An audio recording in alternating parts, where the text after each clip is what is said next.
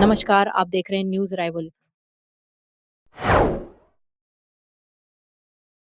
हमारे देश में पलटू राम की चर्चा होती है तो एक नेता के तौर पे किसी को इंडिकेट किया जाता है।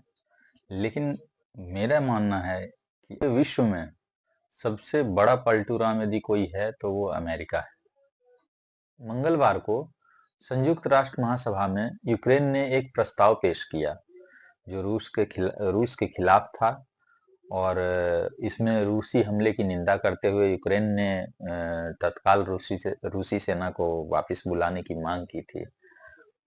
अब इसमें अमेरिका ने अपनी पुरानी नीतियों के उलट इस बार रूस का साथ दिया। अभी लगभग 3 साल पहले जब रसिया ने यूक्रेन पे हमला किया था तो अमेरिका पूरी तरीके से यूक्रेन के साथ था और वो यूरोपीय यूनियन के साथ था। नेटो के सदस्य देश जिसमें 32 देश हैं वो भी यूक्रेन का साथ दे रहे थे। लेकिन इस बार इस प्रस्ताव में अमेरिका ने सबको किनारा करते हुए रूस का साथ दिया और इसमें भारत और चीन इस प्रस्ताव में शामिल नहीं हुआ और वोटिंग में जब वोटिंग हुई तो उसमें शामिल नहीं हुआ। इसमें लगभग 65 देश के लोग शामिल थे। प्रस्ताव का समर्थन करने वाले देशों में जर्मनी, ब्रिटेन, फ्रांस आदि यूरोपीय यूनियन के जितने भी सदस्य देश थे वो ज्यादातर लोग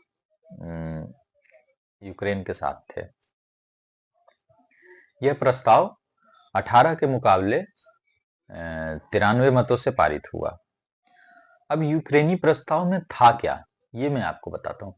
पहला तो ये था कि यूक्रेनी प्रस्ताव में ये था कि यूक्रेन से रशिया की सेना को तत्काल वापसी करवाया जाए और दूसरा था कि यूक्रेन में स्थायी और न्यायपूर्ण शांति हो। तीसरा ये था युद्ध में अपराधों के लिए और युद्ध में हुए जान माल की हानि का जवाबदेही रूस को ठहराया जाए। बट अब यहाँ देखना यह है कि एक प्रस्ताव अमेरिका की तरफ से आया था जिसमें रूस का तो जिक्र तक नहीं था।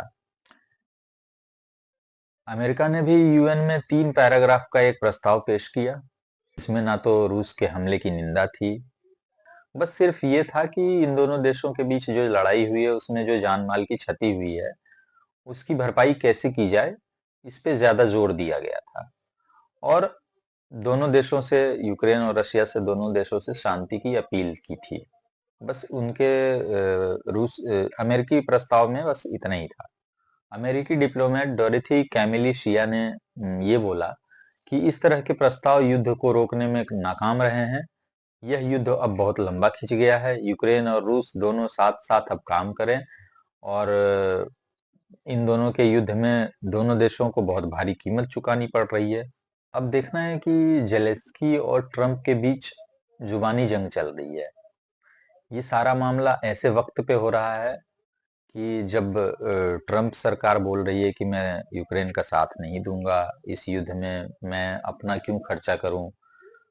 इनको जो एड मिल रहा था नेटो के तरफ से और यूरोपियन यूनियन की तरफ से, उसमें जिसमें कि अमेरिका भी शामिल था, उन्होंने कहा कि अब मैं इस चीज को बंद करूंगा। और यूक्रेनी राष्ट्रपति जेलेंस्की जो है उनका रेपुटेशन जो है वो लगातार गिर रहा है क्योंकि उन सारे लोग इस यूक्रेनी राष्ट्रपति पे ये दोष दे रहे हैं कि उन्होंने जानबूझकर अपनी कंट्री को इस जंग में झोंका है।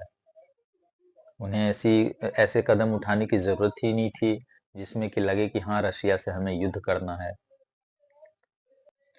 इस मौके पर यूक्रेनी राष्ट्रपति जेलेंस्की ने बोला है कि यदि शांति के लिए हमें कुछ भी करना होगा तो हम करेंगे।